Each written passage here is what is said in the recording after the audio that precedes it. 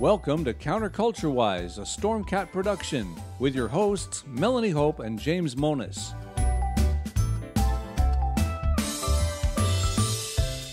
The views expressed on this podcast are those of the hosts, our guests, and the dog, and do not necessarily reflect the views of any of our platforms, our advertisers, or any other dog. As you listen today, please remember, we are so much more than a podcast. All of our stories we discuss are linked in our show notes on counterculturewise.com. Visit there for commentary, guest photos and links, animations, and fun merchandise. If you have a story idea or would like to be a guest on our show, contact us via our website. You can also follow us on Twitter, Gab, Instagram, Facebook, and all over social media, where we'll post memes, cat pics, and commentary that gets us booted off on a regular basis. If you're watching our live show, hit like and join the chat. If you're listening dead, well, you can still hit like, share, subscribe, and comment, but please stop voting Democrat.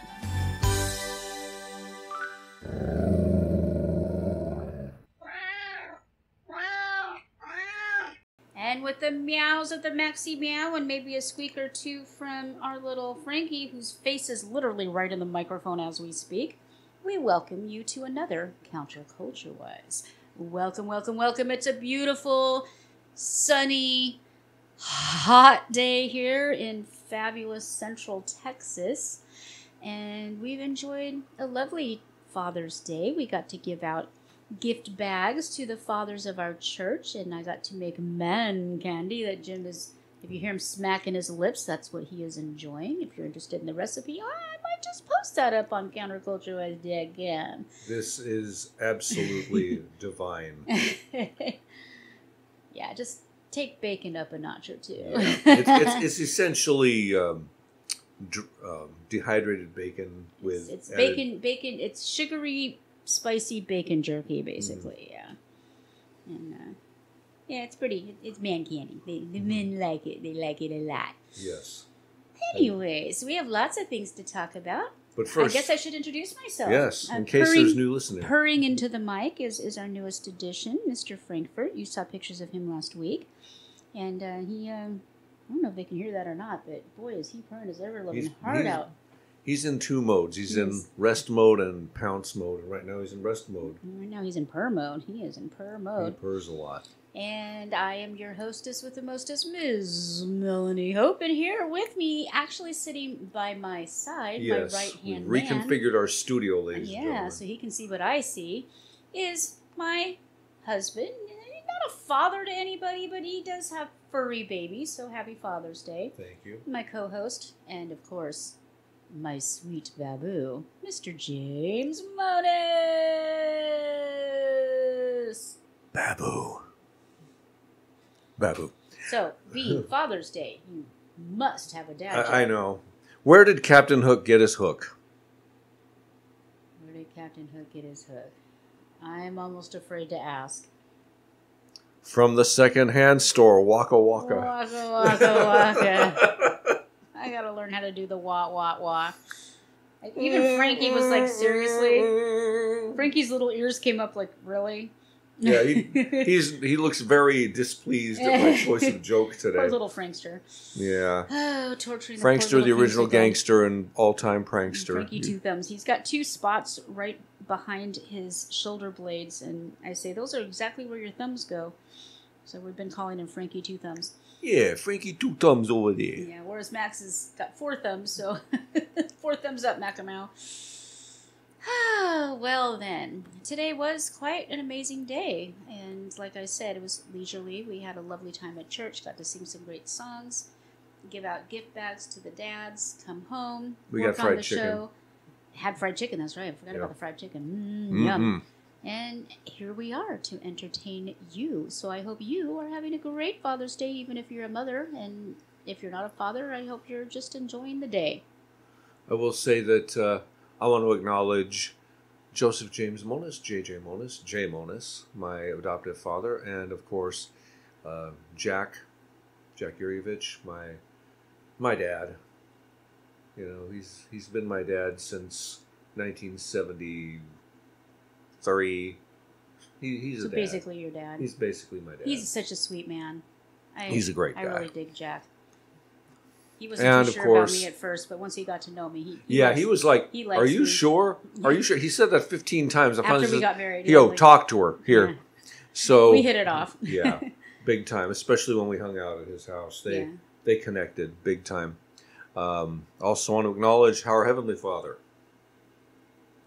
All right. And the big guy. The big guy. But not that big guy. Not that big guy. Speaking of not that big guy, let's talk about not that big guy. With the understanding that we're not talking about Joe Biden, we're talking about Hunter Biden, who is his own man. But well, he still, is. Yeah.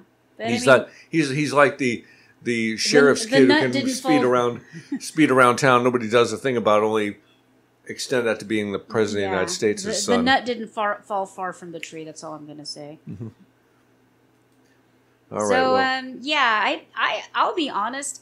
I didn't think they would actually find him guilty. I thought he'd get away scot-free. I still think he will. You think he'll get a light sentence or a pardon? Yeah, I think this is a show trial so that the Democrats can be like, see, nobody's above the law. I'm so sick of frickin' hearing that because obviously they are above the law. There are lots of people who are above Trump's the law. under it. I mean, they're creating new laws just to shove Trump under them. But this guy... And it's backfiring. It's backfiring. Why have we waited for so long to finally get around? Here's the thing. They picked, of all the things that he did, and oh, by the way, the laptop was used as evidence. You know, that fake laptop that doesn't exist? That, right. You know, It was actually used as evidence, so they actually have to admit now that it's real. It's Russian disinformation, even if it is real. It's real Russian disinformation. Yeah, whatever. Yeah, what? Well, of all the things they could have gotten him for, extortion, bribery, underage, child, just, there's a huge long list. They picked the one thing that was so far removed from his daddy. And it was very purposeful, very methodic. I have to hand it to them. And they found the one and only charge that had positively nothing to do with his daddy. So they could say, look, we got him. We'll prosecute anybody if nobody's above the law. Yeah, tax evasion, extortion, treason, all of those things are still on the table, but not a one of those made it to court because those would involve his daddy. So they picked the one and only thing they could that made it look like they're kind of doing something, but he's not gonna set a fingernail in jail. It's just not gonna happen. Well, I'm not going to read this article completely because it is from CNN and there's a bias. Oh, yeah. Yada, yada. Anybody who thinks CNN is news, honey, grow up. Yeah. Anyway, give you just the basics. Saying, when Biden said last week, I said I'm the president, but I'm also a dad. Jill and I love our son. We're so proud of the man he is today. So many families who have had loved ones battle addiction understand the feeling of pride. Seeing someone that you love come out of the other side and be so strong and resilient in recovery. As I also said last week, I'll accept the outcome of this case because what choice do I have? And I will continue to respect the judicial process as Hunter considers an appeal. I will continue to use the weaponized DOJ to hunt down my political opponents. Yeah, this is where it gets stupid. Concludes painful chapter for the Biden family. Seriously? What painful The chapter? First Lady arrived at the courthouse shortly after the verdict was read. Good timing, Jill, baby. She stared immediately ahead and did not move her gaze away. After court ended, Hunter Biden turned to his legal team and flashed a brief smile, perhaps stunned by the outcome, before hugging all of his attorneys and patting them on the back. The trial has unfolded against the backdrop of President Biden's re-election campaign against former President Donald Trump, who himself was convicted of a felony last month in his New York hush money trial. Reacting to Hunter Biden's conviction on Tuesday, the Trump campaign initially wished him well in his recovery in legal affairs, before striking that sentiment in a later version of a statement. It also called the proceedings a distraction from the real crimes of the Biden crime family. According to CNN, the following word. falsely claiming that the president raked in tens of millions of dollars in overseas dealings. He did. Although there is, once again, CNN's wording, not mine, no evidence Joe Biden has received large sums of money from China testimony or has video. otherwise gained wealth. Yeah. Oh, you'll have to understand. It not happen. Whatever. President has ruled out a pardon. Yeah, he says that now. Anyway, happy Father's Day, Joe. You raised a doozy. Yeah. Anywho. Sorry you got stuck with this one and the good one died. Yeah. Oh. The list of stupid, dumb, druggy things that Hunter did is so long and distinguished. Banging his dead brother's wife and then her sister. Sexting his own niece. Now the apple don't fall far from the tree there. The nut does not fall far from the tree. Well, I mean, he does call his own father Pedo Pete. I believe it. Anyway. Anyway. So we have another story, which is really... It's more of a video than a story. Yeah. It's adorable. So it's really funny that the different takes on this, that watching this is like, oh, see, even his own son doesn't believe what he's saying. It's like, well, no, actually, he's interpreting for the Democrats because he's speaking at their level. So a lot of you have already seen this, but it's just too cute not to share. John Rose, who was delivering a very good speech, by the way, a little bit upstaged by his own son. 4 days ago, using the justice system to engage in a politically driven prosecution and now conviction of a major political party nominee running for president, especially on the charges brought against Donald Trump, should gravely concern every member of this body as well as every American across our country, whether they be Republican or Democrat, for Donald Trump or against him. Regardless of one's opinion of the current Republican nominee, we'd be well served to remember the long and cherished tradition we have in this country of settling our political differences. I think the kid's adorable. Yeah, I do too. For nearly 2.5 centuries, leave it to a ginger. Our nation's elected leaders have I would have done the exact same thing. The temptation to oppose their political rivals through the weaponization of our justice See, he's system. signing to the Dems. Equal justice for all. And an overall trust in our justice system is fundamental to who we are as Americans. And those who would destroy that hard-earned trust just to score cheap He probably has political no points idea what his dad's should talking be held about. accountable. Of course. Yeah, he's too young to understand what's going on. Yeah. I think he has a great career as an entertainer because definitely. He made that video entertaining rather than just another political speech. And you know what's funny is we can laugh at ourselves. I see no reason why we can't laugh at that. And the Dems, of course, had to weaponize it because they have to weaponize every damn thing. What were they saying about the poor little kid? Oh, even his own child doesn't believe what he's saying. Oh, look, he made a fool out of him. No, he didn't. He didn't make a fool out of him. It was just a kid being a kid. Just a kid being a kid, and it was adorable. Yeah. Anyways, I thought it was cute. I would have thought it was the same thing. Not to mention the fact that he let his kid live, and he's actually taking care of his kid, which I'm sure Dems don't understand. Well. Anyways. Broad statement, but yeah, I know what you mean. I can be a broad. I am a broad. Well, there you go. Thanks for agreeing with me. Alrighty, let's head on into News of the Weird and Wonderful. Counterculture Wise is proud to present News of the Weird and Wonderful. Here are your hosts, Melanie Hope and Jim Monis. I would say this first one is just this is weird. This is one of those things that, I mean, I added this on because just the headline alone. All right. Organizers. Cheeses dangling from greased pole for nearly a month. Ew. Why? Organizers of a Philadelphia festival that ended nearly a month ago said they're working on a plan to remove meats and cheeses that were accidentally left dangling from a greased pole.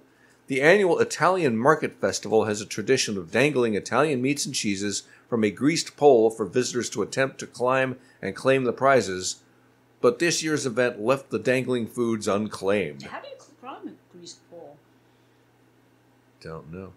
Organizers said a crane was brought in on the last day of the festival to remove the leftover prizes, but weather conditions led to a surge of visitors late in the day that prevented the removal from going forward as planned. The sacks of meat and cheese have been dangling from the pole for nearly a month amid hot and humid temperatures, leading to fears that the food items will rot, but visitors to the site said they have not yet detected any noxious odors. That'll happen the moment they open the package. Ay, ay, ay. Festival organizers said they're working on plans to get another crane to visit the Italian market to remove the meats and cheeses, but they said it will be a difficult process as the market is often extremely crowded. Well, you should have thought of that before you dangled your meat, Bob. Okay. And nobody's actually been able to climb the pole? No, because it's greased. I know, but they say it's tradition that they do it every year, so somebody must have in the past. I don't know if anybody has won it in the past. I don't know. Alrighty. Oh, well, here we are for our bibliophile. Is that what you call it? Yes. Why is this all blacked out? I have no idea why it's all grayed out. It's at all. completely blacked out. Well, It's still readable. You'll get to see what we get to see. Chinese military buff somehow buys 4 books of military secrets for under $1. Fascinating. That's more like why we can't have nice things, but it was so off. Old military secrets, I hope? Not current ones like the military secrets that Biden likes to blast out at the G7 summit? I don't know. Okay, Beijing. A military history buff in China appears to have made an alarming discovery after picking up 4 discarded books for less than $1 at a neighboring recycling station. They were confidential military documents. Dun, dun, dun! The country's Ministry of State Security told the story on a social media post on Thursday, praising the retired man for calling a hotline to report the incident. It identified him only by his family name, Zhang, and did not say what the documents were about. Well, praising him for turning them in because you're under constant surveillance and your social credit score would preclude you from, I don't know, working, shopping, doing anything. I hate it when people write stupid crap like this. Mr. Zhang thought to himself, who the hell else is he going to think to? Oh, you don't know? Telepathy? Well, it is China. Mr. Zhang thought that he had bought the country's military secrets and brought them home. But if someone with ulterior motives were to buy them, the consequences would be unimaginable. The post, which was reposted on at least 2 popular Chinese news websites... YouWillListen.com and YouWillBelieveUs.com. was the latest in a series by the powerful state security agency, it's really dark, that appears to be trying to draw in new audiences with dramatic stories. Some have been told in comic book style. See, that would appeal to me. Comic book propaganda? Yeah. We already have that. I know. The campaign seems designed to raise awareness of the importance of national security at a time when confrontation with the U.S. is rising, thanks Biden. And both countries are increasingly worried about the possible theft or transfer of confidential and secret information. Well, you don't have to worry about it because Biden will just hand it right on over. Allegedly. There's no evidence of that. There's no evidence of that at all. No, absolutely none. He's on video at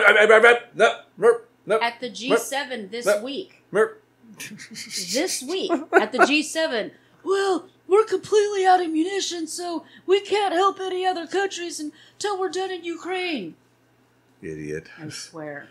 I am not making this up. And don't worry, there's another joke coming out soon. Very soon. All right, the post describes Zhang as a former employee of state-owned company. Aren't all of their companies state-owned? I don't know. Who likes to collect military newspapers and periodicals. It says he found 2 bags of new books at the recycling station and paid 6 yuan, or about 85 cents, for 4 of them. State security agents rushed to the station after Zhang reported what had happened, the post says. After an investigation, they found that 2 military employees charged with shredding more than 200 books instead got rid of them by selling them to a recycling center as paper waste. It was nice knowing you guys. Oh, I hope your bye-bye. Bye-bye. Yeah. The agent seized the books, and the military has closed loopholes in the handling of such material. By executing the clowns who did it. Two, yeah. We China's pull one, opaque bang. state We'll security two, bodies bang. and legal system often make it difficult to tell what is considered a state secret. Yeah. Oh, I hope they didn't have families. Chinese and foreign consultancies operating within the country have been placed under investigation for possessing or sharing information about the economy in an apparent broadening of the definition of a state secret in recent years. About the economy? Whatever they don't want the rest of the world or their own citizens to know. Wow, just... Wow. Okay, this next one, I actually did download the video because it's too dang cute, but I'll let you read the article and then we'll watch the video. That sounds like a beautiful plan. Beautiful plan indeed. Have you ever seen a dog ride a pony? Well, look no further. This adventurous corgi has been caught sneaking onto his neighbor's property to ride their one-eyed pony named Cricket. It's not just any pony. It's a one-eyed pony. Callie Schenker, the pony's owner, first discovered this unusual friendship one night and could hardly believe her eyes when she saw the corgi perched atop Cricket. Riding corgi pony.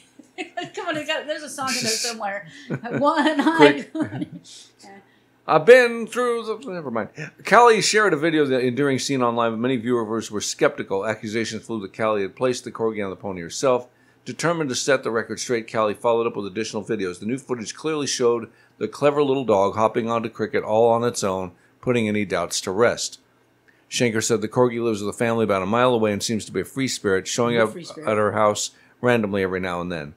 This heartwarming and amusing story has captured the hearts of many, showcasing an unlikely friendship between two very different animals. All right, so like I said, I do have the videos of this, so I'll show you this one first. Cricket corgi came to town riding on a one-eyed pony. Oh my god!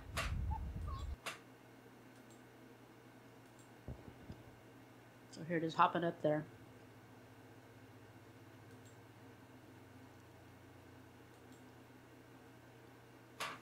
Boingy, boingy, boingy. I'll be darned. You can get up there. Yep. Almost there he is. Good job, Cricket. Good doggy. I think the pony's name is Cricket. We don't know what the corgi's name is. Oh, okay. The one-eyed pony. One-eyed pony is Cricket. The corgi doesn't give a name. Sorry, I messed that up. It's okay. Alrighty. Well, this is no pony, but he is still a fine-looking... How do you... I don't want to even make the... He's a really... He's a good-looking dude. He's aged well. He's a good-looking dude. We recently... I don't watch very much network TV anymore, and so Melanie showed me some recent clips of some recent episodes of The Masked Singer. I don't know if it was recent or not. I just stumbled upon it. But yeah, it was Donut Man or Mr. Donut or something. Something like that. It was this really creepy donut costume. It was creepy. And sure enough, it turned out to be John Schneider. Dude from can Dukes of Hazzard. sing. I mean, dude can sing. And we didn't really think about it. I mean, he's had a singing career, and he's actually had some number ones. Before he was an actor, yeah. And I didn't even remember that, and I could not place him. I didn't know that. But he was... he's an outstanding singer. Yeah, really good. And so anyway... He almost won, but he was up against... Neo. Yeah. How do you win against that? Yeah, that's true. So, yeah, and they had mentioned in passing that he had lost his wife recently when he was on the show. So yeah. This is a moving story. To that. Yeah. Moving story. At least I found it moving. If you don't find it moving, well, I can't really do anything for you. He found love again just over a year after the tragic death of his wife. It's something about men. It's usually a year. My stepdad, my best friend. It's like 1 year after their wife pops up, boom, there was somebody else. So it'll be interesting to see who you end up with, Jim. Yeah. Schneider, who is 64, revealed the news during an appearance on Grace Begins, the podcast, on May 29th. The actor and country singer did not name his new love interest, but he revealed that she has also lost a spouse, which provided a mutual understanding for them to build a relationship. God sent a widower to a widow and a widow to a widower. Who gets it, who understands, Schneider said. Because I tell you what, I was ready to give it up, all of it, everything. Ooh. Wow, he was in a dark place. He's always been such a positive guy.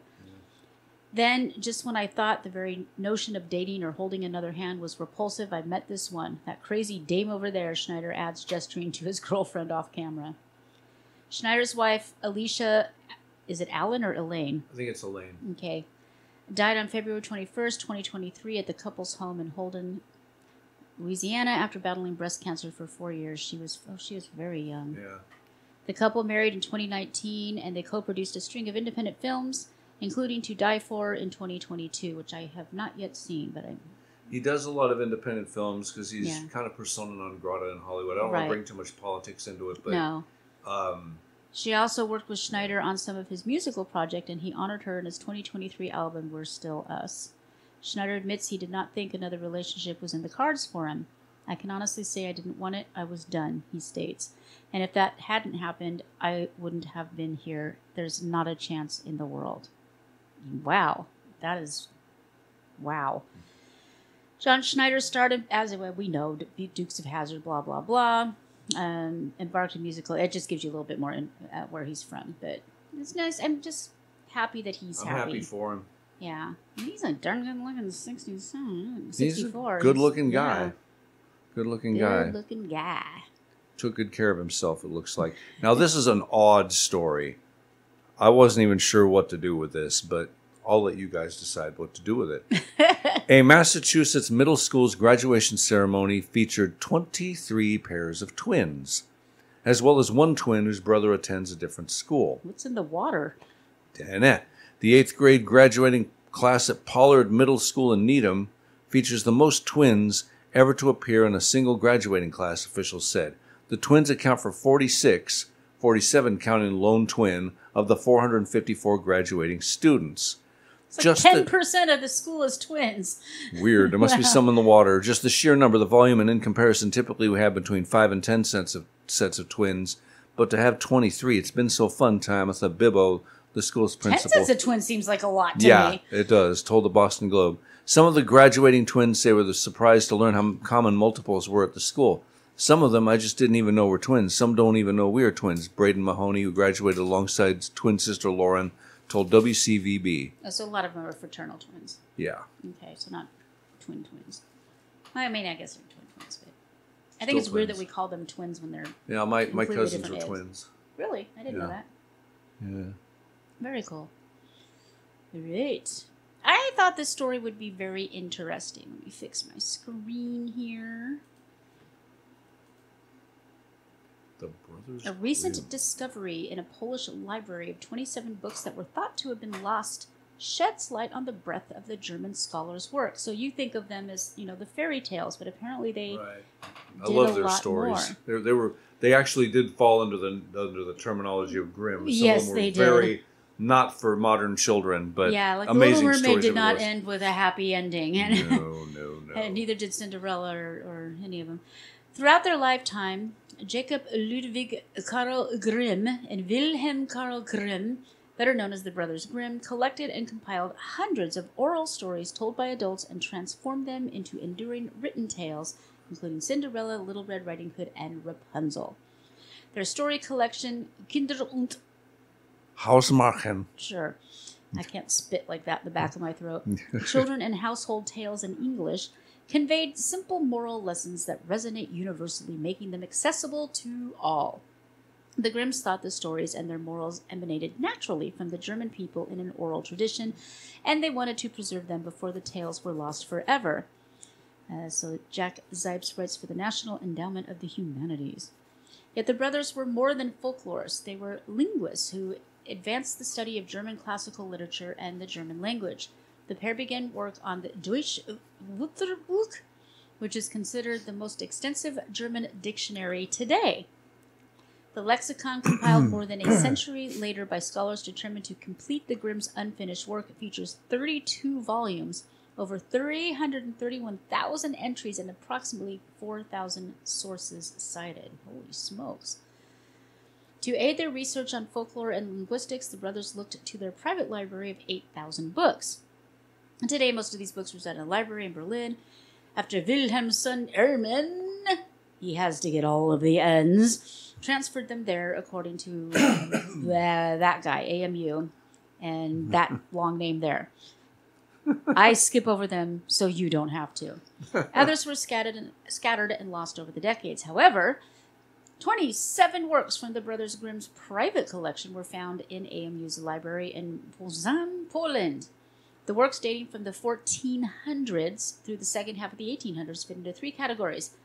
Incunables, okay, prints and books, artnets, Vitry, benzene, why do people have such long names and titles?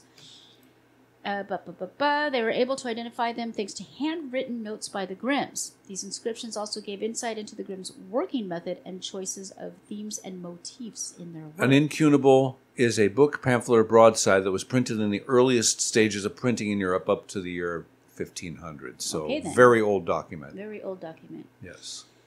They were able to track how the books arrived in Poland, with one path dating back to the end of World War II, and a lot of things got transported around, when librarians sought to protect the books from Allied airstrikes and sent them off to Poland. The works will remain at AMU as the library digitizes them and makes them publicly available online. I kind of wish I read German.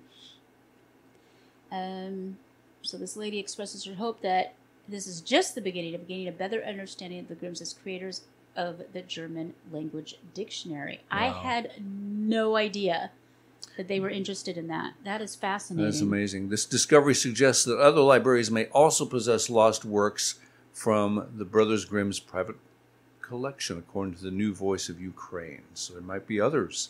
I'd be interested to find out more if there is more. It'd be nice to see more things survived than we thought.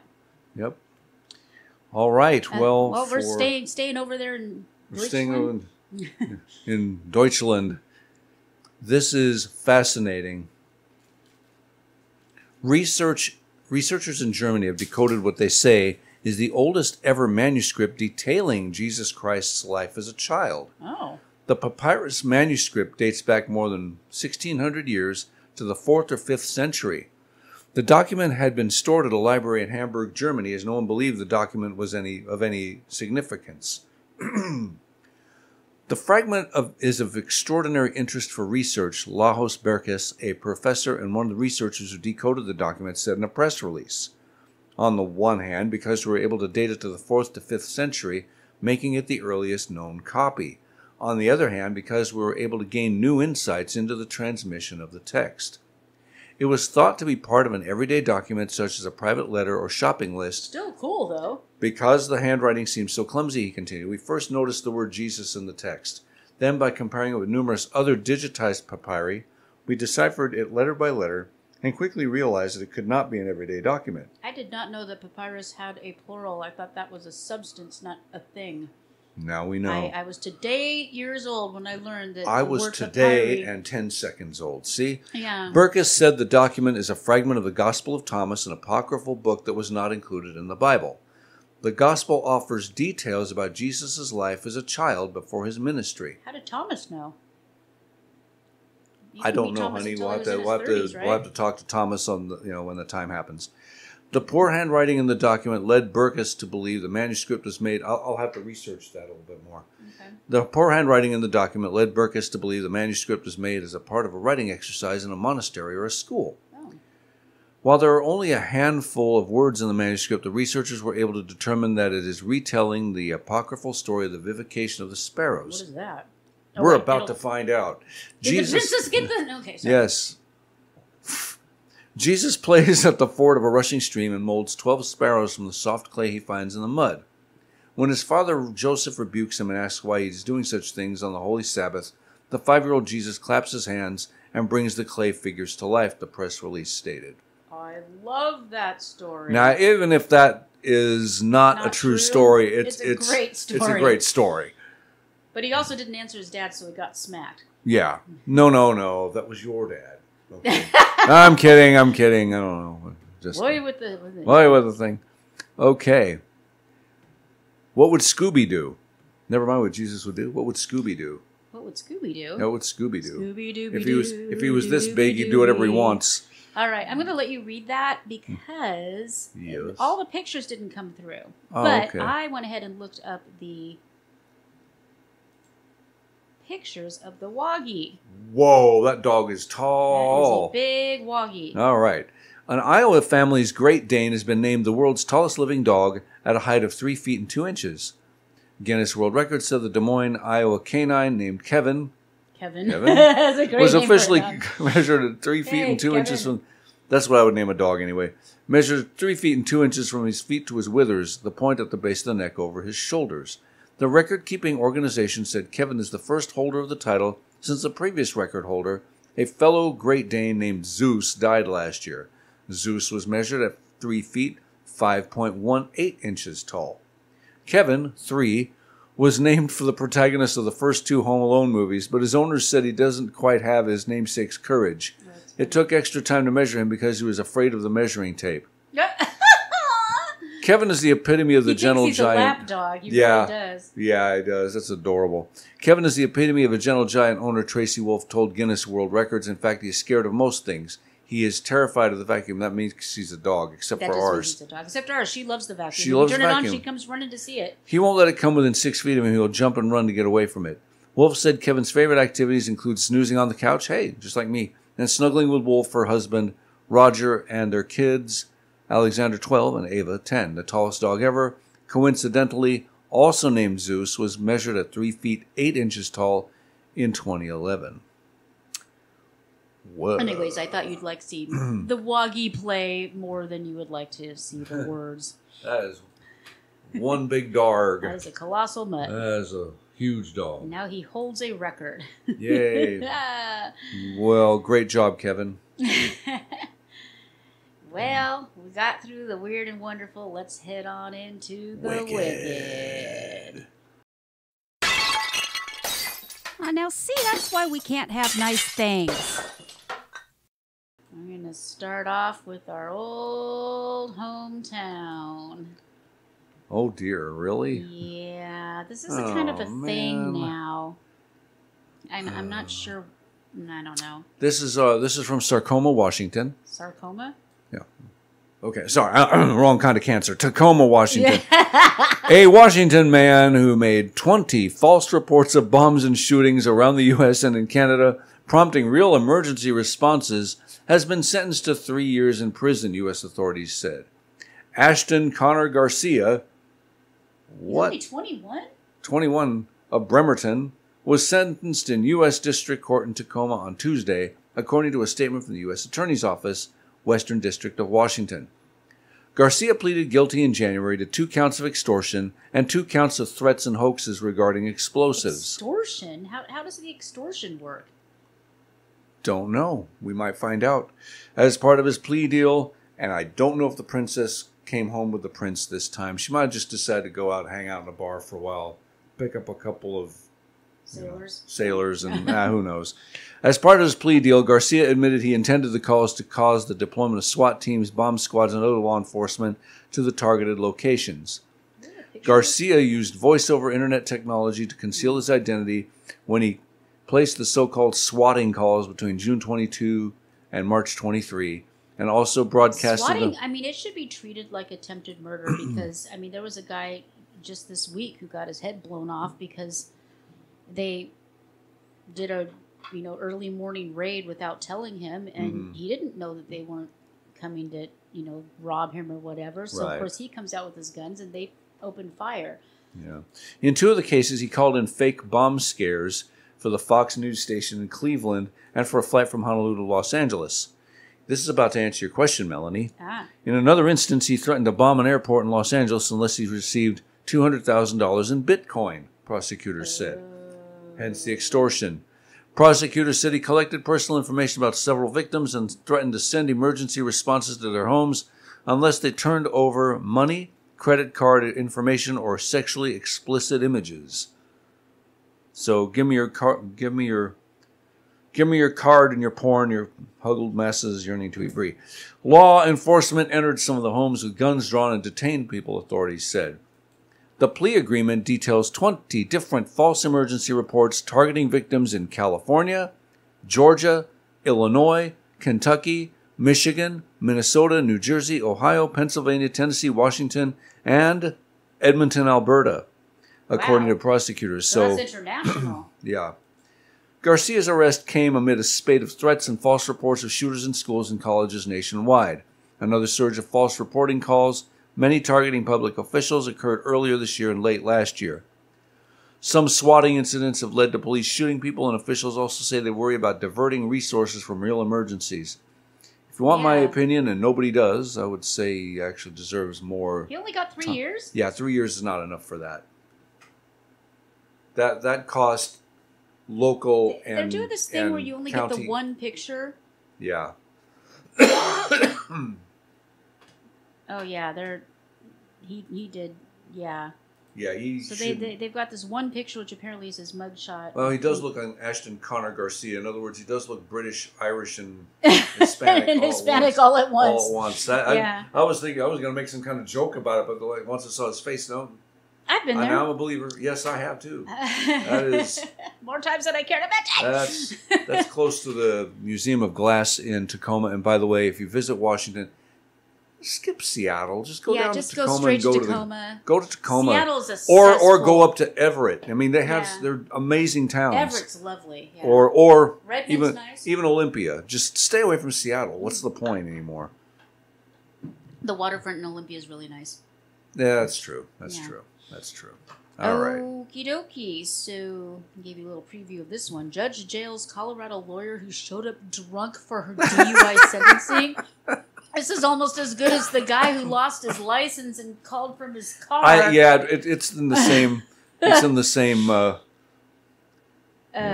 She doesn't look very bright. Okay. After 3 DUI arrests within 18 months, a Colorado lawyer. What a wasted. I hope she paid off her student loans, because what a waste of schooling. Agreed to plead guilty to all 3 cases and be sentenced in an Arapaho. Arapaho. Yo, I'm a hoe. No, you a hoe. You come here for this highbrow entertainment. According to state disciplinary documents, when the attorney Denise Kay showed up for the January sentencing, the presiding judge questioned whether she was under the influence and ordered her to submit to a preliminary breath test right there in court. Oh my goodness. Which showed a breath alcohol content of 0.324. Isn't it like 4 times the legal limit? Holy for DUI and moly! Do you know how much you have to drink to blow a 0.3? I'm sure you've tried, but I couldn't tell you. Well, I'm Irish, so I mean, usually it's like 0.08, right? And that's like souse. That's like Pelosi drunk. That's like over. Oh my God, 0.3. Okay, folks. It gets worse. That means that 32% of your blood is alcohol. Okay? Let's just think about this. She's like 60 proof. Like, literally. The judge held Kay in direct contempt. I'm sure she remembers. And remanded her to county jail for 3 days, which is about how long it'll take for her to sober up if she doesn't die of alcohol poisoning. The case highlights some of the problems with current deterrent strategies to curb DUIs and is bringing focus to emergency technology to stop DUI drivers that anti-DUI activists call monumental. Kay, 56, she's not that old, had no criminal record in Colorado until 2022 when she backed into a parked car in Littleton. Well, I mean, we've all done that, even sober. That's true. Her blood alcohol measured 0.2. My God, woman, how much are you drinking? More than 3 times the limit. More than 3 times the limit. That's how much she's drinking. My God. She pleaded guilty in October 2022 and was given 12 months probation in order to use an interlock device on her car, which is essentially a breathalyzer for a vehicle. You know they want all new cars to have those now? Yeah, and it mentions that later in the article, which I think is it's treading dangerously into personal It's rights. kind of unconstitutional, especially since it would be reporting directly to the feds. Yeah. It sounds very it's very authoritarian. Very Chinese. Okay, so they tell you how it works. While on probation, Kay, an employment attorney, not anymore, so now she's an unemployment attorney, was stopped by Sheridan police in August 2023 for suspected DUI. Read the next sentence. During the stop, police say Kay backed her car into a police cruiser. Let me just park here, officer. Clonk. Oy vey. At the time, she's also driving another one of her car. Oh, I see what they're saying. I was like, how is she driving 2 cars at the same time? I'm so confused. She probably could. She was snocked enough. That's true. At the time, she's driving another one of her cars, which was not fitted with an interlock device. She later pleaded guilty to DUI in the Sheridan case, and a charge of evading an interlock device was dismissed. So basically, she just had extra cars that she drove so she could get snockered and not have to so blow. she could get past it. Honey, Uber is a thing. It's a thing, honey. A few weeks later in Inglewood, police responded to a grocery store where Kay had driven a car onto a pile of landscape rocks. Well, I mean, who hasn't done that? I haven't. Her blood alcohol registered 0.297, which is 3 times the legal limit. And she was again charged with a DUI. Wow, this lady likes to knock them back. I mean, I'm impressed, and I'm Irish. Yeah, Being on probation, losing her license, and being ordered to use an interlock device did not prevent Kay from repeatedly driving under the influence. According to court records and police reports, she needs to be locked up. She needs to not have a car. And she needs to be completely free of booze for the rest of her life. She's lucky she has not taken another life, that she's only plowed into cop cars and rocks and whatnot, because that's knockered. I mean, she could either, like, just flat out hit somebody or fall asleep at the wheel. I don't know how many. Keep reading, because it's I'm stupid. Not proud of any of this and embarrassed by all of it. We don't care, honey. We don't care. Addiction doesn't have any boundaries, she said. No. Oh, God, she's doing the victim thing. Addiction doesn't have any boundaries, she said, noting that she is now serving jail time through October and is allowed out on work release. I knew that was going to end on this with a question mark. It doesn't end. She's gonna have to kill somebody or drop dead of alcohol poisoning before this comes to an end. That's all there is to it. And pray every day that I haven't hurt anybody. Yeah, you and me both, sister. And that's what's getting me through this, she said. That and this bottle of Pelosi brown vodka. You want a spokesperson? There you go. Rebecca Green, Colorado's executive director of Mothers Against Drunk Driving, said, for some offenders, jail time, probation, interlock devices, and taking the license away may not always be effective deterrents. Yeah. As someone who gets their first DUI and has probably driven 80 times impaired before they are arrested, she said Kay appeared to really need care and treatment. I'd say www.youthink.com. Yeah, I'm leaning more towards baseball bat, but Green said some repeated DUI drivers respond well when they hear stories from victims and survivors. Nah, I don't think that would help this lady. No, this girl's too far past it. But she said the best DUI deterrent, as revolutionary as the introduction of seatbelts, may be an emerging technology called DADSS, or Driver Alcohol Detection System for Safety. Note that it's pronounced dads. Dads. It's daddy. It's Mothers Against Drunk Driving, which is MAD. So, of course, dads would be the other thing. Actually, clever. I'll hand it to him. Mm-hmm. Being developed by the auto industry and, of course, the federal government. We've got this amazing technology coming out. First, you get in your car, and if you say anything we don't like, then we drone strike you on the freeway. Pfft, you're no longer a problem to the state. The dead dad's technology. This is fitting for Father's Day. Mm-hmm. Would eventually be standard equipment on all new cars. It is a passive system designed to detect alcohol in the driver's system via their breath and touch. Mm-hmm. This is not an add-on. This is something similar to when seatbelts rolled out and car seats as well. In other words, they want them mandatory in all new vehicles. I hope my little Kia keeps up until I die. The technology is designed to measure and quantify alcohol in a driver's system. What happened to the apostrophe? Right. Bad writing, boo! If they are over the legal limit, the vehicle won't move. While the DAD systems are being road tested, critics have said critics such as us have said such systems are invasive and raise privacy concerns. 100%.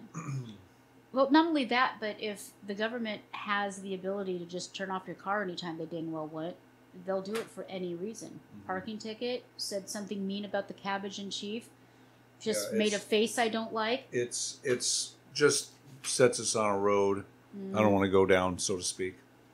Sets us on a silk road, I'm just going to say that. As for Kay, she's getting help through various forms of therapy and acknowledges she will be working on this the rest of her life. She said she's trying to get her life together but feels good about her future. Well, yeah, because you're a lawyer who's out on work release making lots of money, and right now you have free room and board, and you luckily haven't killed anybody, so... Yet. Wow.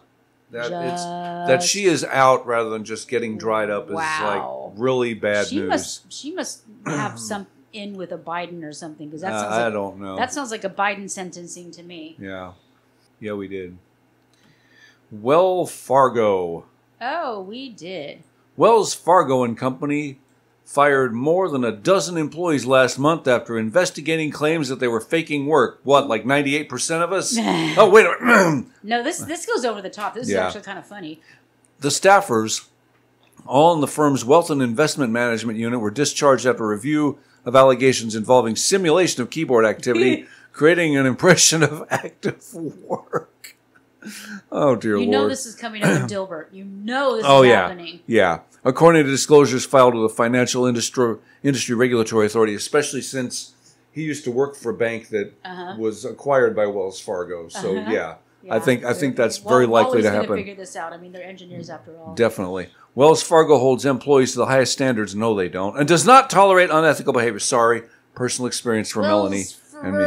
Well, yeah, we have a different name for it. Fargo doesn't hold it themselves down. Yeah, Welsh Cargo. Anyway. Devices and software to imitate employee activity, sometimes known as mouse movers or mouse jigglers, took off during the pandemic-spurred work-from-home era, with people swapping tips for using them on social media. See, I'm an innocent guy. I was busting my tail and didn't even know such a thing existed. Of course, I live up with students, so I can't just sit there and jiggle a mouse. But. Well, there you go.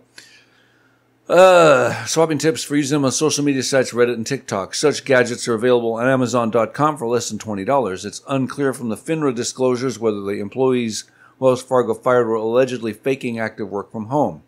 The finance industry was among the most aggressive in ordering workers back to the office as the pandemic waned, though Wells Fargo waited longer than rivals J.P. Morgan Chase and Goldman Sachs. San Francisco-based Wells Fargo started requiring employees to return to the office under a hybrid flexible model in early 2022. The bank now expects most staffers to be in the office at least 3 days a week. That's pretty normal for businesses these days. While members of management committee are in 4 days, and many employees, such as branch workers, are in 5 days. The nation's fourth largest lender has sought to grow in wealth management under Chief Executive Officer Charlie Scharf and his deputy Barry Summers, who joined the firm in 2020. The unit was hit particularly hard by a series of scandals that erupted in 2016, sending advisors fleeing by the thousands, taking lucrative clients with them. I think at this point, if you have an account at Wells Fargo, you're part of the problem. Yeah, I guess I mean, let me put it this way. If you are in an area where the only bank serving you is Wells Fargo, that's one thing. But if you have Chase down the street, Bank of America down the block, credit union 2 blocks away, whatever, just... The main banks, there's not much difference between Not them. much. Wells Fargo got caught. That's pretty much it. Yeah. The recent firings have echoes of another episode of Wells Fargo from 2018 when the firm investigated employees in its investment bank for alleged violations of its expense policy after they tried to get the company to pay for ineligible evening meals. Unbelievable. What's an ineligible evening meal? Well... There are times when you're having a business meeting and you go to lunch with either a client or with employees to boost morale or whatever, and the company will pay for it. But that's usually done at lunch, and you need to get authorization to do these kinds of things. Like when I left the management position at TELUS, I got permission. I threw a pizza party, but it wasn't at my expense. I love how you're dropping names, dude. Aren't they in trouble right now, too? Maybe. Yeah, we might want to use pseudonyms or just vague words. When I worked for the American division of a Canadian telecom company... handles Google. That rhymes with smellus and I took the cats out of that particular bag. Yeah. Please don't sue us. Please, they're going to sue Penny Auntie Pissant me. What? Come on now. You never know. What are they going to get out of me? Look what they're doing. You know, here, take this bookcase, yeah, and this bag of cheese. Yeah, okay, that's what I can do. We have a for bag you. of cheese. Shh. Anyway. All right, we do have video for this next one. A TikTok video showed dozens of parkgoers trapped upside down on a ride at Oaks Amusement Park in Portland, Oregon. I don't even remember that place from when I was there. Might be newer. Emergency crews rescued 28 people who ended up stuck on the Atmosphere. Good name for it. Atmos, F-E-A-R. Yeah. On Friday afternoon after they were left in midair for about 30 minutes. Can you imagine being upside down, up in the air for 30 minutes? I would be crying. I think after... some people would actually have medical issues. I would Your body isn't meant to be upside down that long. Anything that was in my innards would be part of my outards, and I'd probably be sobbing my eyeballs out. And I'm a man, you know. I'm not even gonna. I won't even lie. Well, I think for some people that would actually cause medical issues. Let's see the video. Feet dangling in the air. Chris then went on the Ferris wheel and filmed the Atmosphere from the top. We just asked the lady at the bottom of the Ferris wheel if this has ever happened before, and she said no. Okay, so he actually says all this in the video, so I'm going to play that video. We're riding a ride. This isn't supposed to be upside down like this. It's been like that for isn't supposed to be upside down already like this. 2 to 3 You minutes. think? I feel bad for them because look at that. the They're just power shut off on it too right now. and they're upside down. That'd be terrifying. Update. They're still up there. It's been about 5 minutes, maybe a little bit more, and they've just been hanging up there this whole time. We just asked the lady at the bottom of the Ferris wheel if this has ever happened before, and she said no, and she said she's actually concerned for them. Oh. And then they close the park. They just said the park is closed. Everybody leave. Jesus Christ. We're just gonna release the seatbelts and let the chips fall where they may. And the Bobs and the Marys and the Joes. Vacate the park immediately. We're gonna have to go down. Holy fuck. That is actually fucking terrifying. Jesus Christ, I hope those people are okay. Language? Yeah, I'm sorry about the language. I did not know that was in there. My apologies. Yeah, so pretty scary. I hope they're all In a okay. press release sent to Newsweek on Saturday afternoon, Oaks Amusement Park said that the ride stopped at about 2:55 p.m. Oaks Park staff immediately initiated emergency procedures and called 911. Emergency responders arrived at approximately 3:20. So it stopped at 2:55. About 25 minutes in, they finally get in there. The amusement park said that the emergency crews were able to get the riders down safely within minutes. Thank goodness. Thank goodness. In a follow-up TikTok video from Chris, he showed a line of parkgoers' vehicles trying to exit the area while a line of emergency vehicles flooded into the park. Chris then filmed the Atmosphere, which had started up again, moving in a pendulum motion. Chris explained in another TikTok update, the park had to be evacuated, and as we were in line trying to leave, we heard screams, and that is when we noticed the ride had come back on, and they had to go side to side before they could even get back off, because it has to go through its whole... Oh, yeah, it does. Oh. He added, and you'd think there would be an emergency thing that just made it go, okay, we've had enough now. Shh. Nice, gentle landing, yeah. That was the crazy thing to see. I could only imagine how scary and traumatizing that would have been for the people who are actually stuck up there. All the passengers on the Atmosphere were assessed by Portland Fire and Rescue and American Medical Response, and one rider with pre-existing medical conditions went to the hospital to be evaluated. That was my concern, is that, you know, somebody with high blood pressure or anything like that, being upside down that long would have been life-threatening. And they said it was just out of an abundance of caution. We'll see. There's an abundance of how covering your sued butt. They're going to be. Yeah, Oaks Amusement Park said the ride has operated without incidents since it was launched in 2021. Oaks Park management was in immediate contact with the manufacturer and will work with both the manufacturer and state inspectors to identify the cause of the stoppage. The park expressed its gratitude to everyone who helped the stuck riders and said that they were thankful that everyone is safe. And then here's the quote. We wish to express our deepest appreciation to the first responders and our staff for taking prompt action. leading to a positive outcome today. And to the rest of the park guests who swiftly follow directions to vacate the park to make way for the emergency responders to attend to the situation. Most of all, we are thankful that the riders are safe and with their families. And shucky darn, the atmosphere is closed until further notice. I don't think I'd be riding on that ride. What do you think? And they offered guests who had their visit cut short by the incident a refund or an opportunity to reschedule a visit. Just give them the refund. They ain't coming back. I wouldn't. They evacuated everybody. I want to go back on. I want to go back on. No, you don't. No, you don't. Oh, no, you dang don't. Okay. And now, let's go across... For something completely different. Let's go across the Pacific to our friends in Japan. I like Japan. Japan's great. They have the best game shows. They're so goofball. I used to watch them when I was stationed there. Just off the wall stuff. But yeah, we should go sometime. That's on my bucket list, is to take you to Japan. I would love to go to Japan. A Japanese pianist has been arrested for stealing a cabin attendant's apron from a parked All Nippon Airways plane in April, police said. It's just an apron. Just an apron. Well, he's a bit of an Arnold Lane type. Kazuya Saito, a 34-year-old I should have read ahead a little bit. Tokyo resident, admitted to the theft, with police quoting him as saying, "Collecting women's uniforms is my hobby. I smelled it and wore it myself."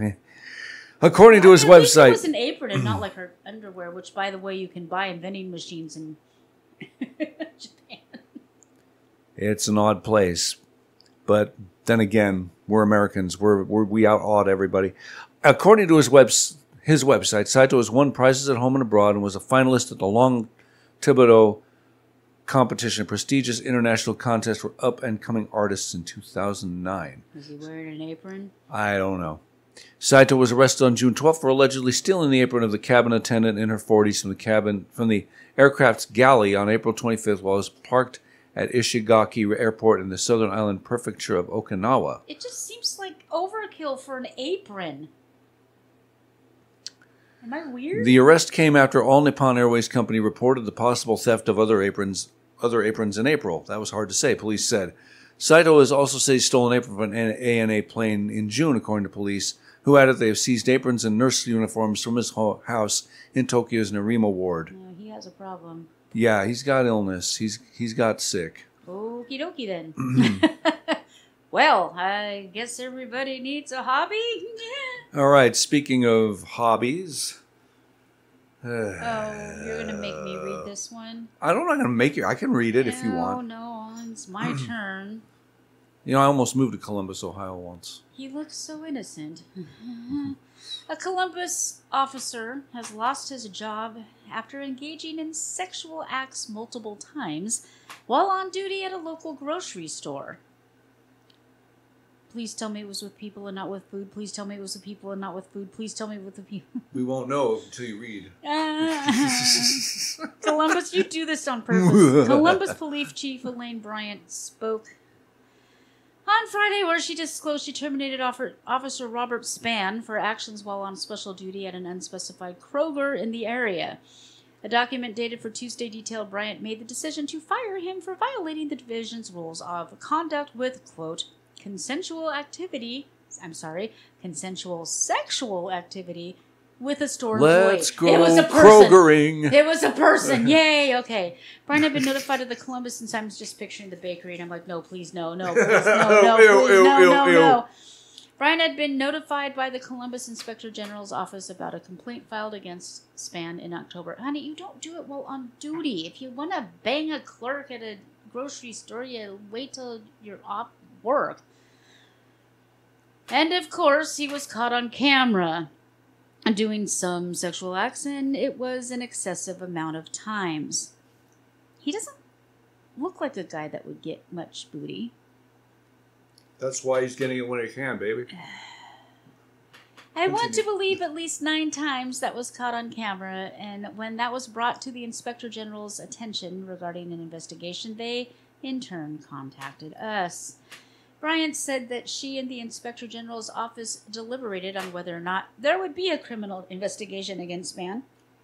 But the store played a role in the decision as well. We don't want them banging in the break room. It's called a break room, not a bang room.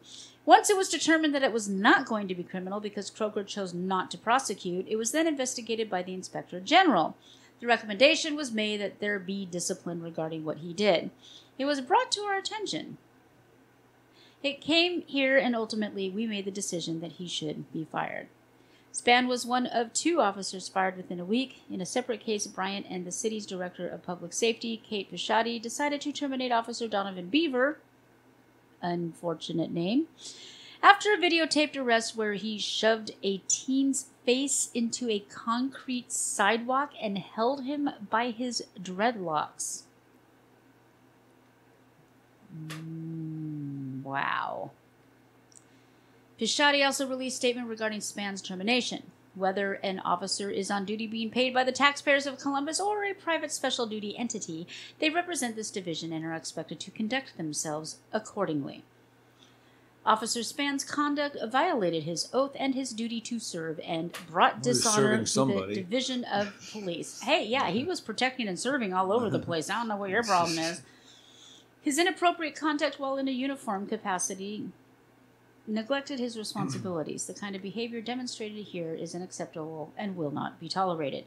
You're only allowed to do it in the Capitol. Everybody knows that. Brian said that Spann and Beaver's action. Sorry, we're not. Do not Spann represent and Beaver. Spann and Beaver. What do you bet that Spann and Beaver hook up and start a business of their own? When you have 2,000 plus employees, there's going to be a couple of people that may do things that are not best for the agency or that may exceed even to criminal conduct. You think? But the majority of our officers are out there doing some phenomenal work, have great relationships with our community, and I really want people to know that we are focused on making sure that we support our officers, that we encourage them, that we get them the best training, and that we continue to build those bridges in our community. Let's go Krogering. Anyway. Pass. Not when we have an HAB. Now, this one, I'm going to let you read this one, but I might be on the side of the... It's such a non-big deal. It's such a non-big deal. It really is a non-big deal, but it was funny. There's always got to be somebody butthurt about... Yeah, it's true. There's always got to be somebody butthurt. An Aussie Kids Center has taken down what some have deemed a very inappropriate and sexist sign found hanging in its boys' bathroom. This is like a Chuck E. Cheese type thing? It's Tiddlywinks. I said it wrong. Tiddlywink? I take That's that. a completely different establishment. That's a totally different establishment. Not one I would go to. But then again, would I go to Tiddlywinks? No. Tiddlywinks Dance and Play Center in Brisbane confirmed to Yahoo News on Thursday the decor was removed following a customer's complaint over the weekend. A man attending his niece's birthday party at the facility said he was prompted to take a photo of the sign and alert staff working there over its bizarre messaging. He explained he also shared the image taken in the bathroom being used by 5 to 12-year-old boys with other parents and sent a follow-up email. The sign in question lists several ways to please a woman. I'm just going to read the whole thing. How to please a woman. Love her. Die for her. Take her to dinner. Miss the game for her. Buy her jewelry. Be interested in what she has to say.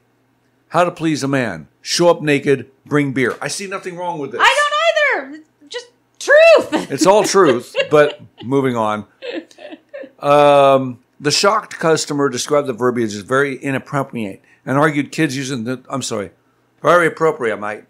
And argued kids using the toilets to be able to understand the context. I don't know. Kids using the toilets wouldn't stop to read a sign. The man said the center's owner replied to my complaint saying nobody had ever mentioned the decor in the 15 years it has been hung on the wall. A kid may be able to read it, however, would have no concept of the meaning a screenshot of the business's message says. I'm aware of the sign. Consider it gone. We open at night for adults, and it's just a bit of fun, the owner continued, adding they didn't mean to offend anyone. Customer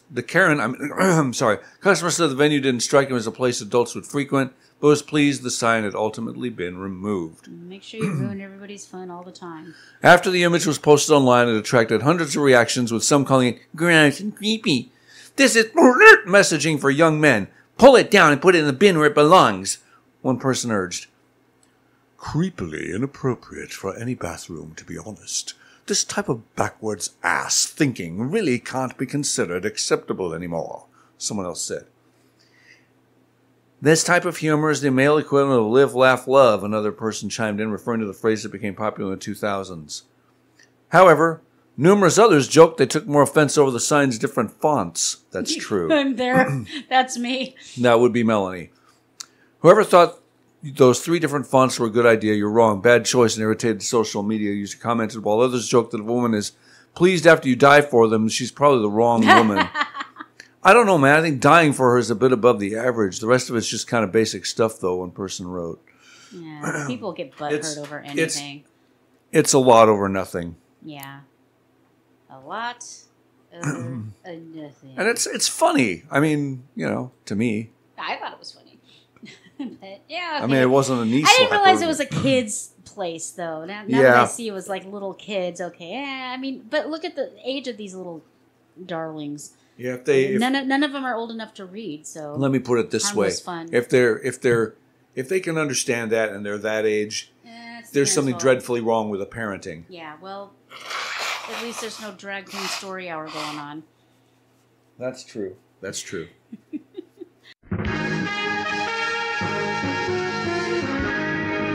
This is not Barbara Walters.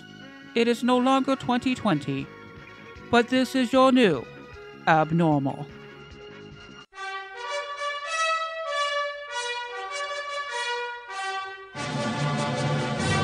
I can do things other people can't.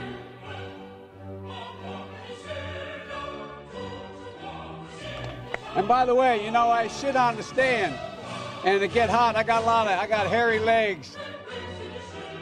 America is a nation that can be defined in a single word. I was going to put him. And I'm telling you, you're not getting $1 billion. I said, you're not getting $1 billion. I'm going to be leaving here. And I think it was, 6 hours? I said, I'm leaving in 6 hours. If the prosecutor's not fired, you're not getting the money. Oh, son of a bitch. Got fired. Ambrose Brosey, they call him Bosey, Monica Bosey. And he became an Army Air Corps before the Air Force came along. He flew those single-engine planes as reconnaissance over war zones. He got shot down in New Guinea, and they never found the body because there were a lot of cannibals for real in that part of New Guinea. Just clap for that, you stupid bastard. What a stupid son of a bitch. 这是真的一场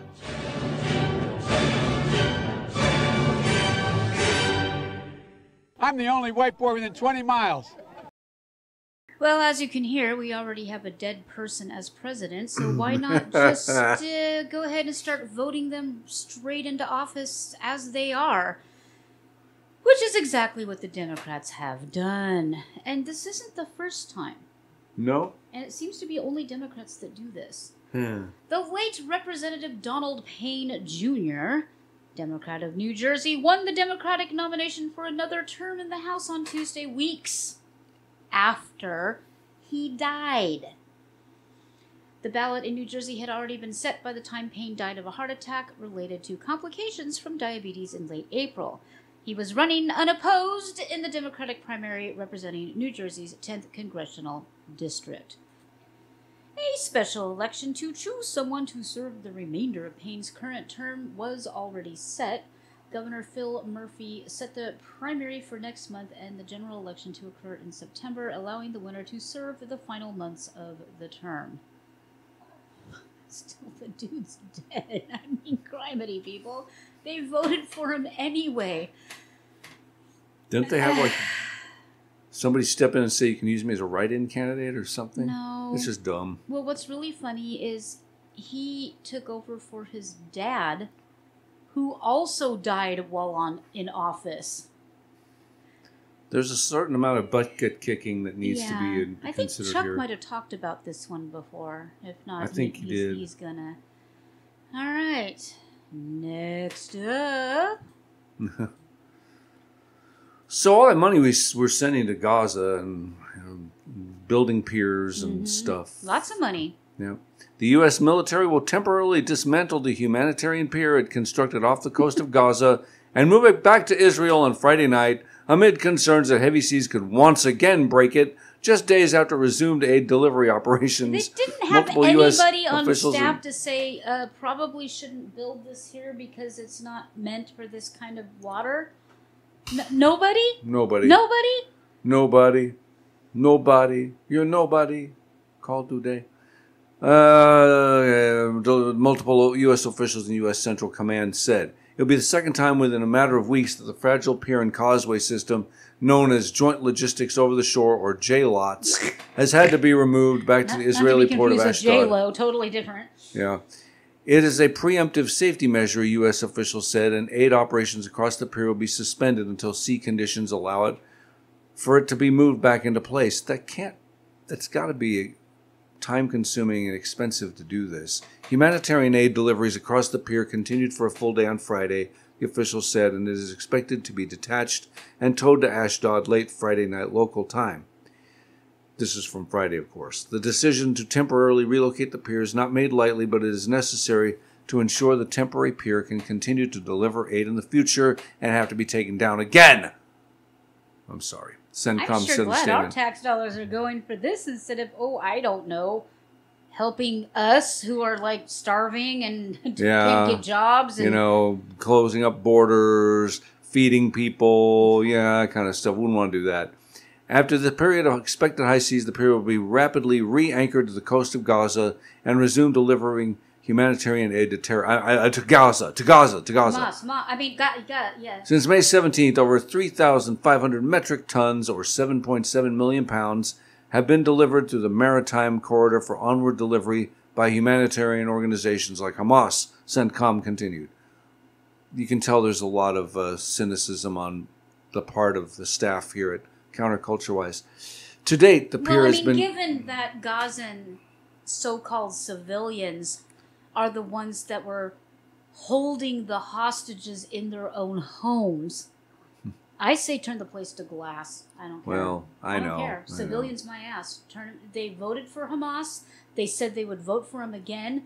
They are still, as we speak, are holding hostages in their homes. Vote for Hamas? Okay, I didn't even know that. They did. All right, anyway. And they said they'd do it again. To date, the pier has been used to move thousands of tons of aid into Gaza, officials have said, but it has been plagued with logistical issues since becoming operational in May because they didn't plan. And so why were they doing there in the first place? Last month, rough seas caused 4 U.S. Army vessels supporting the pier to break free from their moorings and wash ashore on Israeli beaches. Oh my God, are we really this? Also last month... This is humiliating. This is DEI. Also last month, the pier broke apart and sustained damage in heavy seas and had to be towed to Ashdod for repairs that took over a week. It was moved back to Gaza last week and resumed operations on Saturday, but had to pause again due to heavy seas on Sunday and Monday. Did they not know where they were setting? No, they apparently didn't. There was one lone guy saying, guys. I'm going to editorialize for just a moment. This is nothing new for the United States. We bumble into nations and cultures not knowing a thing about it, and all we do is mess things up and set ourselves up with future generations of terrorists who want to avenge all the nonsense that took place the last time we bumbled in. So it's like... Afghanistan. Yeah. Anyway, I'm going to stop now, keep reading. Officials have told CNN that sea conditions in the eastern Mediterranean will only worsen as fall and winter approach, raising questions about the pier's realistic lifespan. You idiots. Meanwhile... What do you bet Biden said, but it's just summer here now? Meanwhile, they have another rocky road, Joe, whatever. Meanwhile, the World Food Program's... Rocky Road, it has nuts in it. Oh, well, okay then. Not only would that be cannibalistic, but it's too hard for him to chew. Okay. Meanwhile, the World Food Program's aid distribution operations at the pier have been suspended for days, and aid has been piling up in the staging area on the beach in Gaza, officials said this week. Probably Wow, that sounds like Haiti. Yeah. Wonder if the Clintons are involved. Sounds like Houston. The operations will remain paused during a WFP risk assessment, which is ongoing after the Israel Defense Forces conducted operations near the pier Saturday as part of a hostage rescue operation. The presence of at least one Israeli helicopter so close to the pier led the U.S. military to forcefully push back on any claims that it was used as part of the Israeli operation, reiterating that it is a humanitarian mission only. Yeah, we're not known for being on both sides of any war. We don't go on both sides, and we certainly don't interfere in the affairs of other countries. Things that have nothing to do with us. No, we never do that. No. It's those guys. Those guys over there. They do it.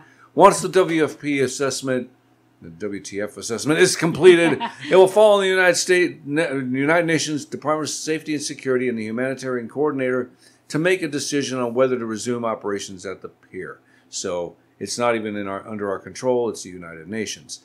Humanitarian officials say that while getting any assistance to the Gaza Strip is useful, the pier is not a long-term sustainable solution. www.youthink.com.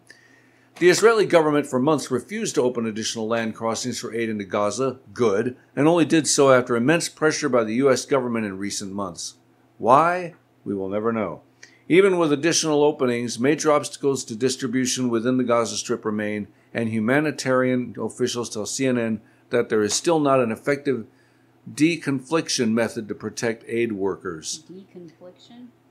Yeah, so there's no more conflict in areas. I know what deconfliction means. Yeah, I'm sorry. CNN reported on Thursday the U.S. military is considering dismantling the pier. How about you just dismantle it? Tax dollars at work. Please. Could our tax dollars ever be at work for us for a frickin' change? And now, the Mexican government is criticizing somebody for doing the job that they are not willing to do. Here we go. Okay. Okay. A Mexican volunteer searcher criticized in the past by the government has found more human remains in Mexico City, and officials have attacked her for it again. The existence of clandestine body dumping grounds is sensitive for Mexico's ruling Morena party. Morena, which is running the former Mexico City mayor for president in Sunday's elections, claims the kind of violence that plagues other parts of the country has been successfully combated in the capital. Ha ha. But volunteer searcher Cece Flores, who has spent years searching for her two missing sons, oh my god, my heart just broke into a billion pieces, says that's because officials haven't bothered to look for bodies. It's a common complaint by relatives of missing people in many parts of Mexico where drug cartels and kidnap gangs use shallow pits to dispose of the bodies of their victims. On Thursday, Flores posted a video showing what appeared to be human femurs and craniums in the tall, dry grass of a hillside on the city's east side. She suggested there were at least 3 bodies and noted there could be more on the hillside. We don't want to disturb them, Flores said in the video, pointing to a pile of bones with her shovel from a distance of several feet. We don't want to go in and disturb them. This is hard. Yeah.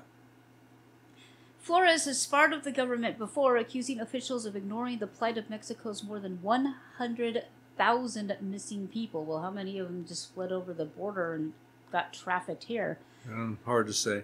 In late April, Flores drew the ire of city prosecutors when she claimed she found charred bones and at least 2 people's identification cards in another semi-rural area. You say that 3 times fast. On the city's east side.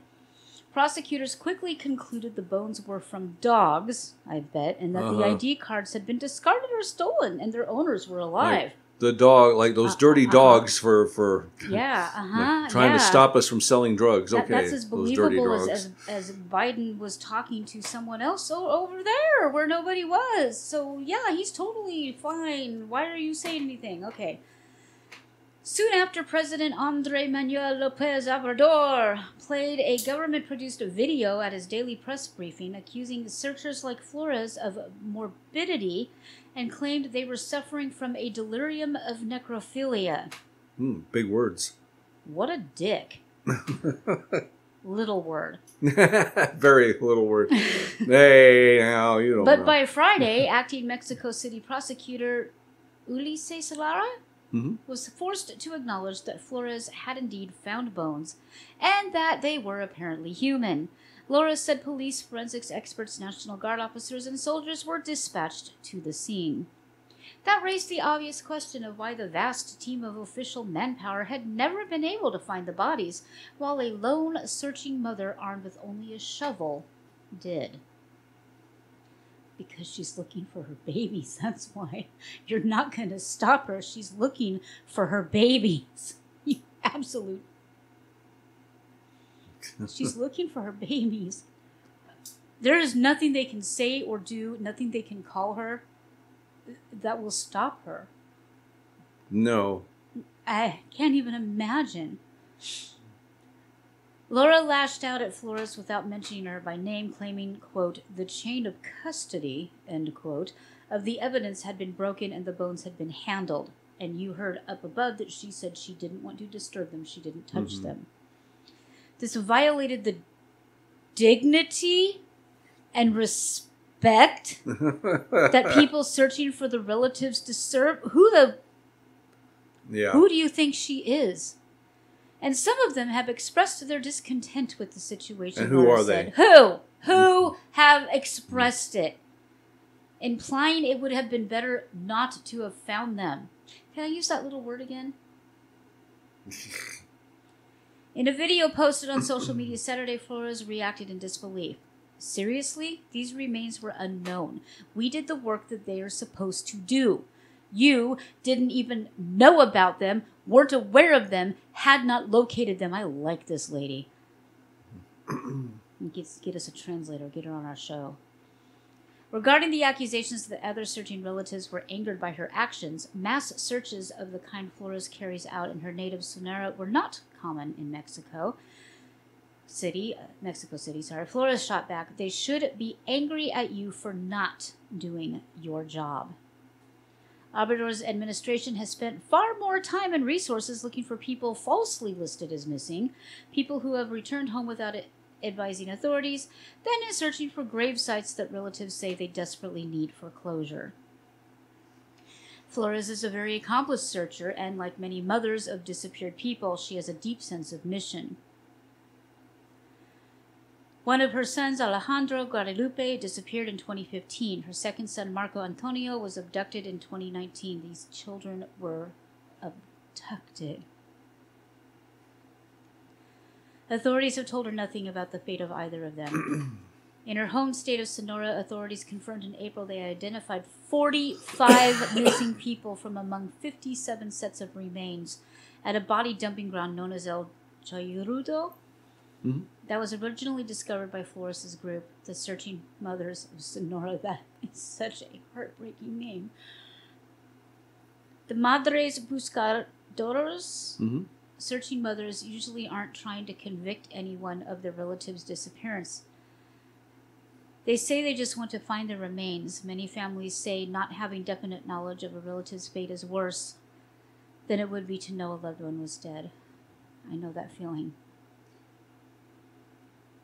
At least 7 volunteer searchers have been killed in Mexico since 2021. I wouldn't be surprised if Flores wasn't in their crosshairs. I'm so glad our borders are wide frickin' open. All right. This is one of my favorite stories of the week. You got to see it to believe it. Here we go. A group of city sheriffs drank liquor confiscated from bars and clubs that were raided for violating pandemic shutdown rules inside a man cave where boxes were placed to block surveillance cameras, according to an internal investigative report obtained by the city. The city is a news source from New York City. So we were confiscating people's property over the flu, and we felt that that was okay? Oh, not just that, but we're able to keep it for ourselves and party down in Party Town, son. Yeah, that doesn't sound like any particular brand of tyranny at all. The sheriffs, who all worked for the city's Department of Finance, bought the drinks, including some high-end bottles. Brought the drinks. Didn't buy them. Definitely didn't buy them. Brought the drinks, including some high-end bottles, into a secret shed inside a storage area in Long Island City. The Department of Investigation probe named Booze Patrol found. You will not be open? DOI's substantiated allegations that deputy sheriffs removed seized alcohol for personal use or gain. The DOI closing memo summarizing the probe said, last May, the city reported that a dozen city sheriffs were suspended for 30 days without pay for their varying roles in the alleged theft of those items. But Ryan Levis, the chief spokesperson for the city's Department of Finance, repeatedly refused to detail what the sheriffs were charged with or publicly disclose their names. And DOF Commissioner Preston Niblack has never talked about the scandal and declined repeated requests for an interview. The city obtained the full investigative file from DOI after filing a Freedom of Information Law request. DOI forwarded its findings to the Queens District Attorney, which has jurisdiction over the area.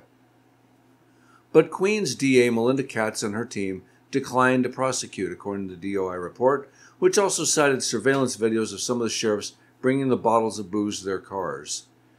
Asked why she didn't pursue the case, Brendan Brosh, a spokesperson for the office, said, "We conducted an extensive investigation, concluded there was not legally sufficient evidence to bring criminal charges. Besides, they brought me a bottle of Courvoisier last week. Why would I want to bust them?" Yeah.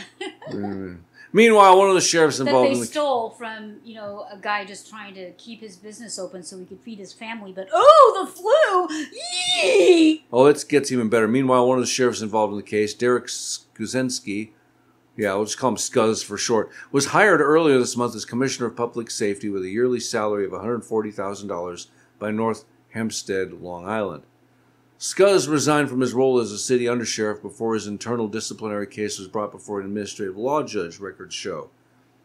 A spokesperson for North Hempstead said the township did its customary due diligence, before hiring Scuzz, but indicated it had no idea of his alleged involvement in the booze skimming. At no time during that... That's why we're broke, Jim. You're just too honest, and I'm too nice. Yeah. Maybe if we were just absolute jerks and embezzled money and stole things and were awful to people, maybe we'd be better off. Maybe. At no time during that process were we made aware of any cause for concern. Spokesperson Umberto Mignardi told the city, "We do take any employee allegations seriously, and we will be investigating these claims further," he said. DOI's investigation was triggered by an anonymous complaint filed on January 26, 2021, alleging the sheriffs created a man cave in the garage of the Long Island City Garage, according to the memo obtained via Freedom of Information Law request. According to the complainant, the sheriff strategically placed boxes to block the surveillance cameras from looking into the man cave area. The tipster also said sheriffs hung out inside the windowless storage container, smoking hookah, cigars, and cigarettes taken as evidence from stores they'd busted. Oh, that just burns Scum, absolute scum. The man cave had a refrigerator, cooler, and a locked file cabinet, according to the DOI report. The photographs from inside show several bottles of alcohol in the file cabinet, hookah and hookah accessories inside the cooler and file cabinet, and beer, wine, soda, seltzer, and snacks inside the refrigerator. DOI's probe included site visits, a review of records and video footage, analysis of phone and financial records, and interviews. Some of the sheriffs were caught on surveillance cameras outside the man cave, putting bottles of liquor into their cars before driving off, according to the DOI report citing surveillance videos from the area. During the pandemic, the sheriff's office conducted enforcement raids based on tips from the mayor's office and city council members, according to one of the sheriffs interviewed during the DOI probe. They closed unlicensed establishments and seized alcohol, tobacco, and drugs found at the spots. The confiscated contraband, which was mostly alcohol, was transferred to the parking garage at 3010 Star Avenue and stored in and around an evidence container. Which magically made them COVID-free. Magically. Poof. The DOI files reveals that DOF brought internal disciplinary actions against the dozen sheriff office staffers involved in the booze pilfering. 7 employees resigned before the charges went to the trial at the city's Office of Administrative Trials and Hearings, OATH, which oversees disciplinary cases for most municipal workers. They're naming names. Cool. They are Sergeant Richard LeBlond, Deputy Sheriffs Rushiam Jones, David Singh, Camille Croswick, Randy Alvarado, and Investigator Michael Trano, according to the DOI report. 3 cases went to a disciplinary hearing headed by administrative law judges who oversee trials and make recommendations based on witness testimony and evidence submitted. They were Sergeant Fernie Canteen II, I didn't make that name up, and Deputy Sheriffs Ellison Jimenez and Timothy Lowe. In one of those cases, the judge recommended the firing of Deputy Sheriff Jimenez. Just one, huh? Yeah. This goes on and on and on. This is ridiculous. You can read the rest of the article. It'll be linked on our page. But on counterculturewise.com, where drop everything. Ow! If you are listening on any of the fine places where you can find podcasts, please like, share, subscribe, and give us a 200 billion star review. At Now, least. if you're not enjoying it and you want to insult us, don't leave like a 1-star review because that's just too on the nose. Make it an insulting number. You know, like a 2-penny tip. Do like a 5-star review. There you go. We'll get the message. Yeah. And if you we will improve. We promise. Yeah, we will. We promise. And if you really have something you need to say, head on over to counterculturewise.com. Click on the tab that says ID10T and fill out the ID10T form, where you can tell us how we harmed you, and we will give it the attention. And we're specifically on the butt you were hurt. Yes, exactly. And we will give it the attention that it deserves.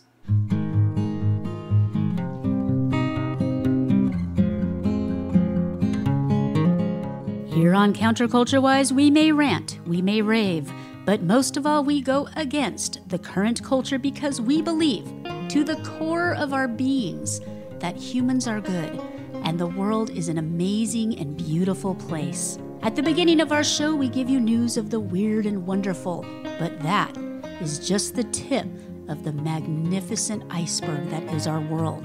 We now present news of the wonderfuller.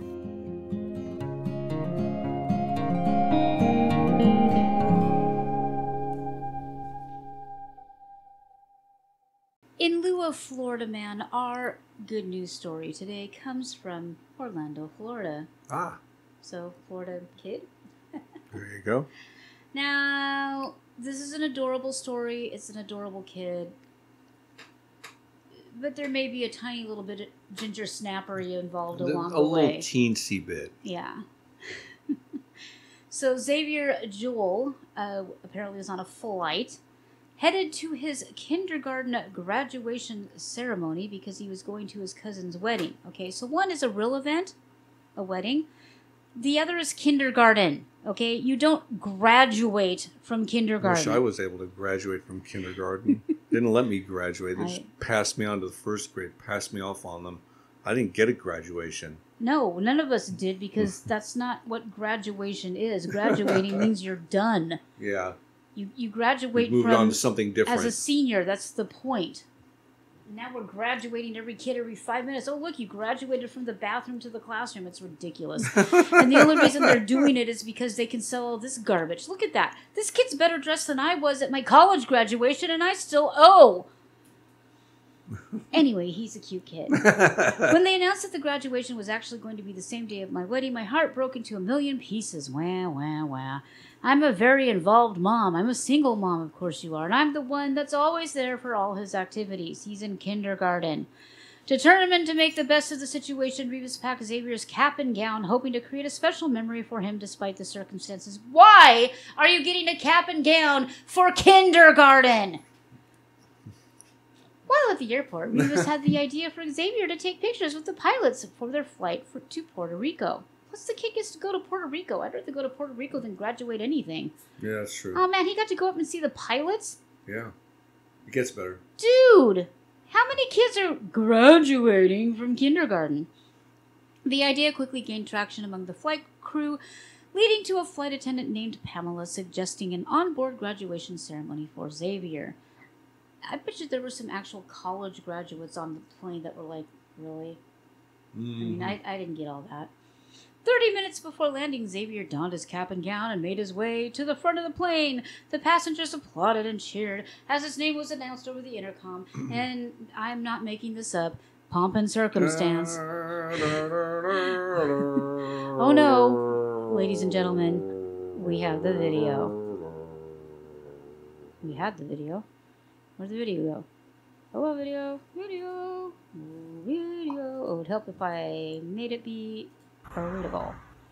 We would like your help in helping Xavier Joel.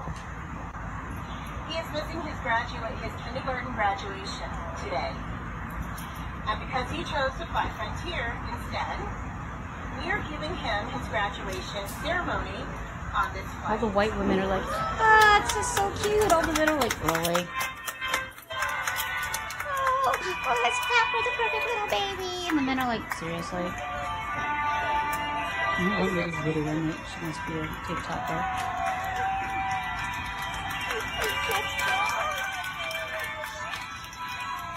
Let's just pretend like this is a normal thing.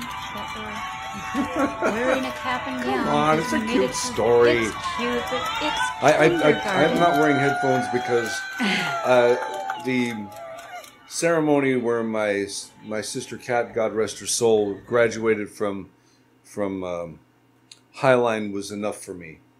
Hearing Pomp and Circumstance go for about 4 hours is more than I can. I'll do you one better. I was in band.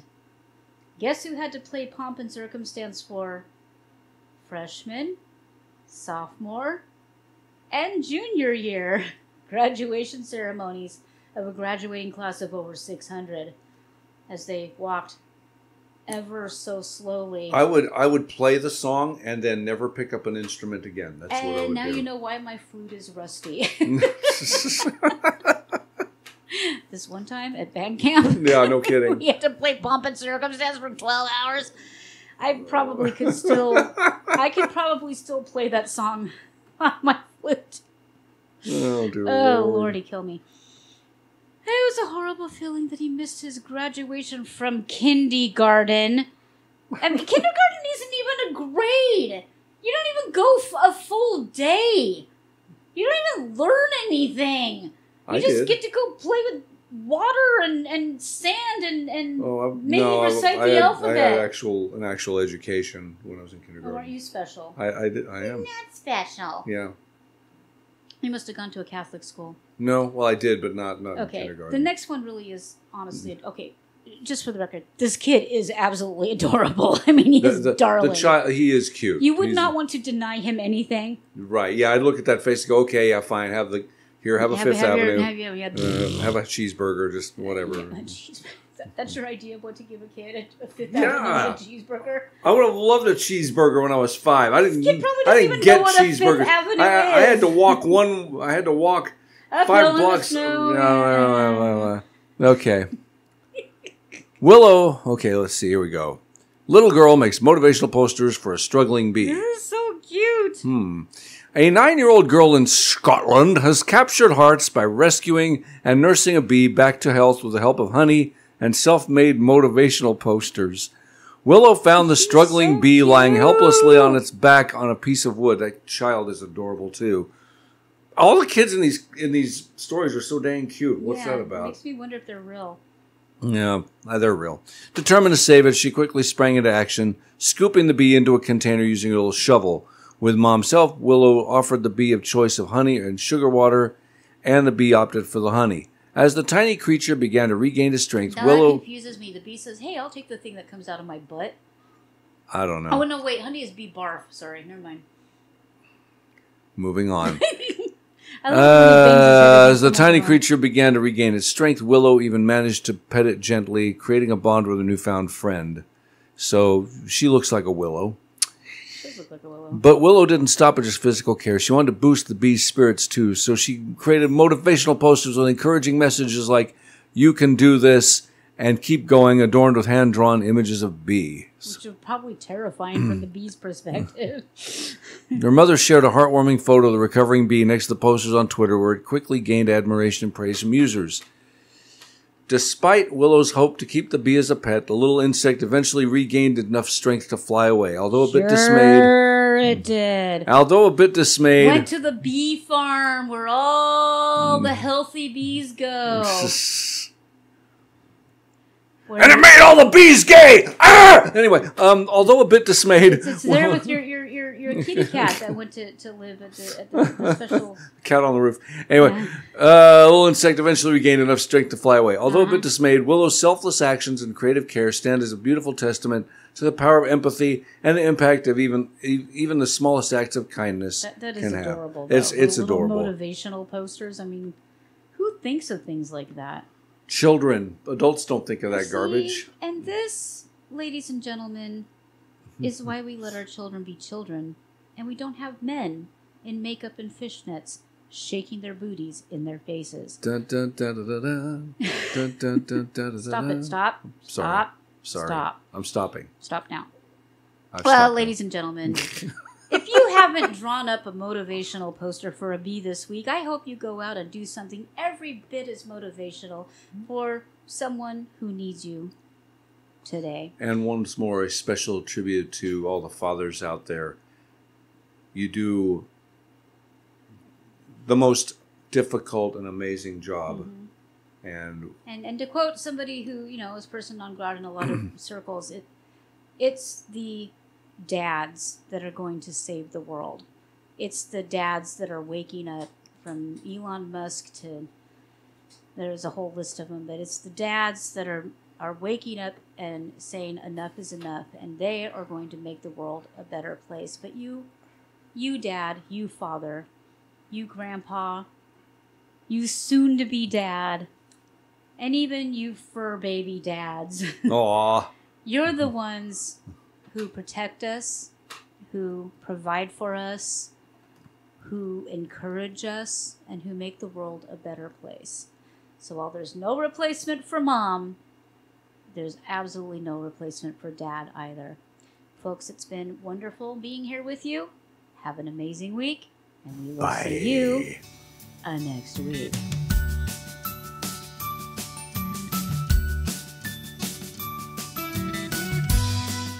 Counterculture-Wise is a Stormcat production. Thank you for joining our growing family of listeners. All links from the show are available on our website, counterculturewise.com. Find our archives on any of your favorite podcast hosts.